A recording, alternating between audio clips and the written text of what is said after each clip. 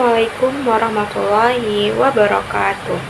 Halo teman-teman, pada video kali ini Siska akan membahas topik yang sering muncul di media sosial ketika ada kasus kriminal atau peristiwa sosial, yaitu soal IQ atau Intelligence Question. Nah, dan apa arti jika seseorang disebut pintar berdasarkan hasil tes IQ? Nah, baru-baru ini muncul berita bahwa seorang anak dikatakan memiliki IQ 110, sehingga menjadi orang pintar. Tapi, apakah benar IQ 110 menunjukkan pintar? Dan apakah IQ bisa dijadikan satu-satunya acuan kecerdasan seseorang? Nah, sebelum kita kupas lebih lanjut, mari kita lihat berita berikut ini. Prasetyo. Selamat malam Pak Kasat. Malam, Mas. Ya, Pak Teguh, ini bagaimana proses hukum terhadap sang ayah ini? Ya, jadi perlu kami sampaikan bahwa sedang kami lakukan upaya-upaya terhadap terduga pelaku tersebut. Namun demikian karena memang ancaman hukuman yang kurang dari 5 tahun sehingga tidak bisa dilakukan penahanan. Sehingga tadi seperti yang disampaikan bahwa kami berdayakan wajib lapor terhadap yang bersangkutan ini. Kemudian perlu kami sampaikan juga, Mas, pada hari ini tanggal 25 Juli 2025 sudah dilakukan pendampingan dan konseling dari tim UPTD PPA Provinsi Sumatera Selatan dan UPTD PPA Kabupaten Banyuasin, yang mana juga terdapat seorang psikolog di dalam tim tersebut. Baik, terhadap sang anak ya Pak di pendampingan ini? Ya betul, terhadap sang anak, yang mana hasilnya ada beberapa poin yang disampaikan oleh tim UPTD ini bahwa anak merupakan anak yang tergolong pintar dengan rasa ingin tahu yang tinggi. Kemudian yang kedua, klasifikasi deskriptif IQ anak ini tersebut dengan nilai 110, yang termasuk dia tingkatan tinggi di atas rata-rata. Kemudian tidak ditemukan adanya trauma, tanda-tanda trauma pada anak tersebut. Baik, berarti Itu Pak Teguh, ini sejak kapan kalau dari pendalaman yang polisi lakukan, pelaku ini tega merantai anaknya? Jadi dari keterangan pelaku dan ibu korban bahwa sudah 3 kali diingatkan. Jadi 3 kali peringatan apabila mungkin nakal atau melakukan sesuatu yang di luar, dia akan dirantai oleh orang tuanya. Namun setelah peringatan yang ketiga, yang keempatnya baru dilakukan. Sebelum itu juga ibu korban juga sempat mengatakan kepada si ayah bahwa jangan sampai dirantai, takutnya nanti ada tetangga yang melihat. Dan betul, setelah peringatan yang ketiga selesai, keempat dirantai oleh bapaknya. Karena bapak dan ibunya ini kerja malam, jadi malam dia berangkat sekitar pukul 22 atau pukul 23 malam berangkat, meninggalkan anaknya. Nah, pada saat pagi harinya anaknya tersebut teriak-teriak minta tolong, sehingga didengar tetangga, yang mana kemudian tetangganya mendatangi, kemudian membantu untuk memotong menggunakan gergaji besi. Baik, berarti dirantai dari malam ke pagi, begitu ya Pak ya? Ya, betul, dari malam ke pagi. Oh, terus mereka lupa atau seperti apa Pak sehingga tidak membuka rantai? Mereka Ya, kerja jadi saja memang, begitu melupakan anaknya di rumah? Jadi memang orang tuanya ini kembali pada saat paginya. Jadi kerjanya memang dari malam hingga pagi. Jadi ketika pagi pulang, melihat anaknya sudah lepas, ditanyakan kepada anaknya siapa yang melepas. Kemudian disampaikan bahwa yang melepas adalah tetangganya. Baik, polisi melakukan pendalaman siapa saja yang diperiksa setidaknya sebagai saksi ini Pak di peristiwa ini? Jadi yang saksi yang kami lakukan pemeriksaan, ibu korban, kemudian saksi yang pertama mendengar bahwa si anak minta tolong, kemudian saksi yang menolong anak yang menggergaji, dan kemudian nantinya juga dari Kades kemarin juga sudah kita minta keterangan. Baik, sang anak sendiri keterangannya seperti apa? Memang baru 1 kali dia dirantai atau seperti apa Pak? Ya, keterangan dari si anak baru 1 kali. Oke, ada dari keterangan si anak apakah ada juga atau dari pemeriksaan polisi apakah ada bekas-bekas trauma atau kekerasan seperti itu? Kalau dari hasil pemeriksaan kami untuk saat ini belum ditemukan tanda-tanda kekerasan. atau bekas luka, namun tetap kami dalami lebih lanjut. Untuk hasil dari konseling psikolog, tidak ditemukan trauma, adanya tanda trauma dari anak tersebut. Baik Pak, selain kesal karena tingkah laku yang hiperaktif ini ya, apakah memang polisi menemukan motif lain misalnya dari pelaku? Untuk saat ini belum. Baik, ini kronologinya ini seperti apa Pak, sampai akhirnya warga melaporkan kasus ini ke polisi Pak? Ya, jadi pada malam harinya kan tadi dirantai oleh orang tuanya. Kemudian sekitar jam 7 pagi, si anak ini teriak-teriak minta tolong. Minta tolong, kemudian yang mana pada saat anak-anak ini teriak minta tolong, kemudian datanglah 2 orang warga yang mendengar. Setelah didatangi, nah dia melihat bahwa terdapat anak dirantai, yang akhirnya kemudian mengambil gergaji besi untuk dipotong. Nah setelah dari situ warga melaporkan kejadian tersebut ke Polsek Rambutan, polsek terdekat, yang mana kemudian akhirnya dari pihak polsek datang untuk mengamankan ayah korban. Demikian.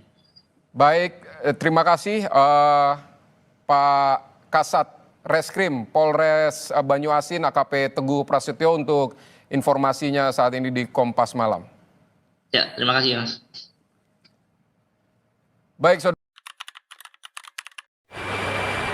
IQ adalah skor dari tes standar yang dirancang untuk mengukur kemampuan kognitif manusia seperti penalaran, memori, pemahaman, dan kemampuan memecahkan masalah. Skor IQ biasanya diukur relatif terhadap populasi umum. Nilai rata-rata ditetapkan 100 dengan standar deviasi sekitar 15 poin.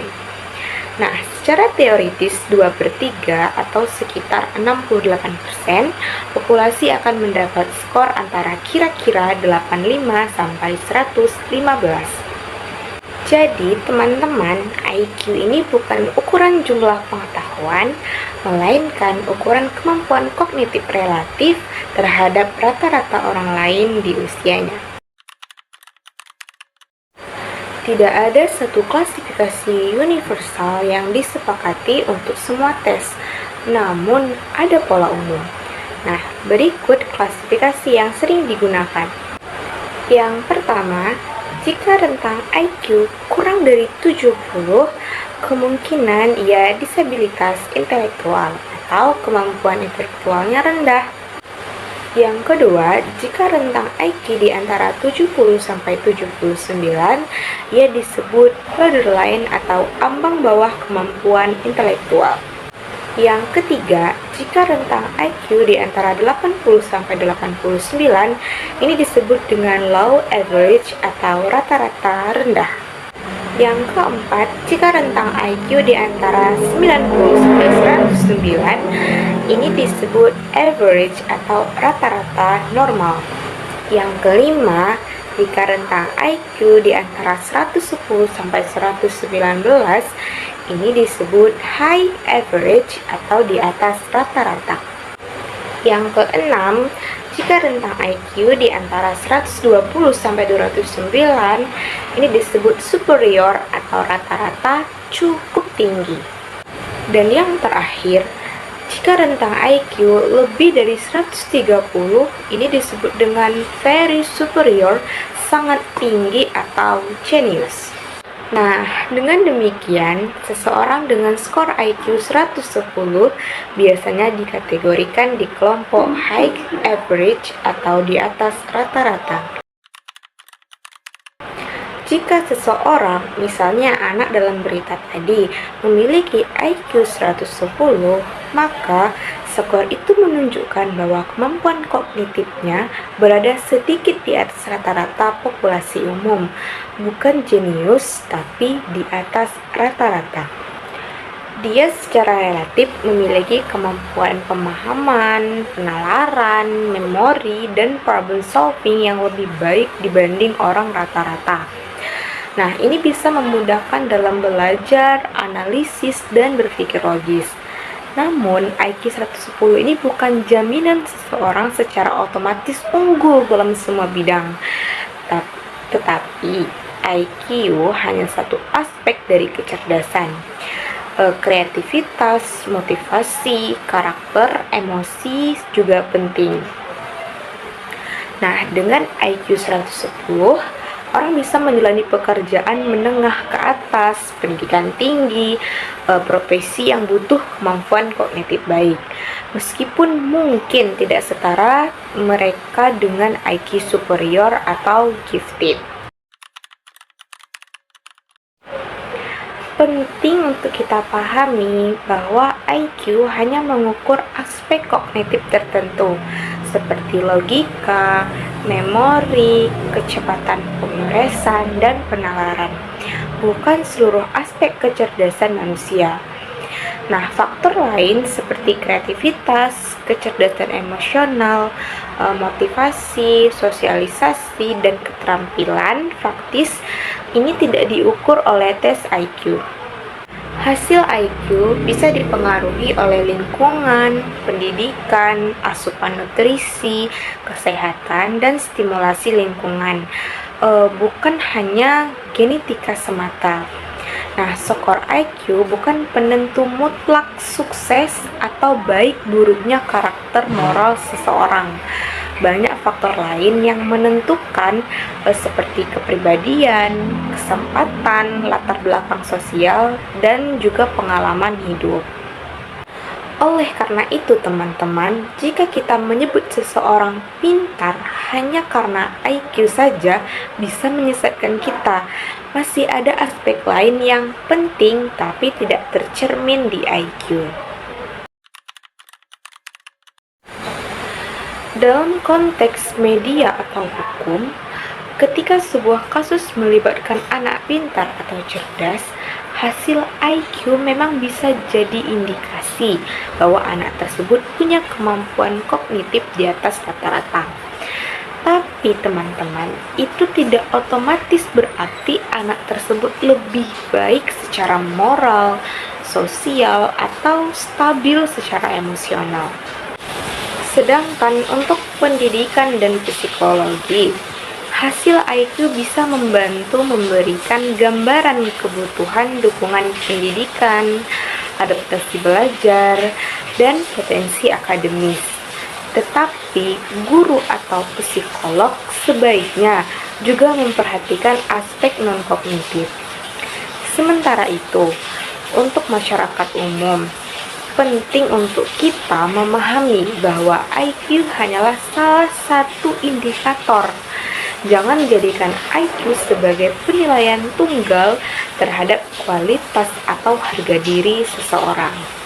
Jadi, intinya teman-teman, skor IQ seperti anak dalam berita tadi yaitu 110 memberikan gambaran bahwa secara kognitif seseorang sedikit di atas rata-rata.